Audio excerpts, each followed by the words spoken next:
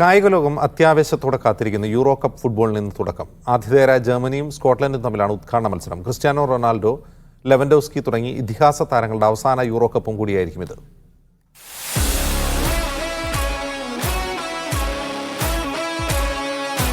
കോരിച്ചൊരിയുന്ന കാലവർഷ പെയ്ത്തിനൊപ്പം ഇനിയൊരു മാസക്കാലം യൂറോപ്യൻ പവർ ഫുട്ബോളിന്റെ ഇടിവെട്ടും.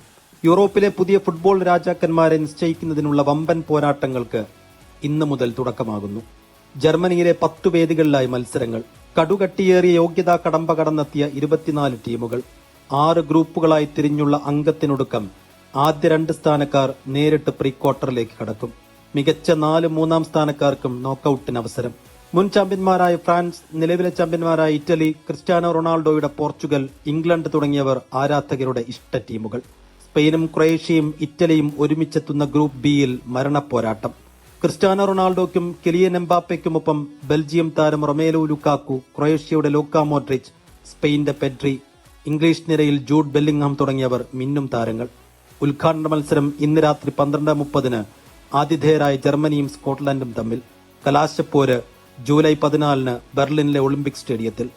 മത്സരങ്ങൾ ഇന്ത്യൻ സമയം വൈകിട്ട് 6:30, 9:30, 12:30 എന്നിങ്ങനെയുള്ള 3 സമയങ്ങളിൽ. കാത്തിരിക്കാം കണ്ണിമച്ചിമ്മാതെ കാൽപന്തുകളിയുടെ പെരുങ്കളിയാട്ടങ്ങൾക്കായി. Sports desk, media 1.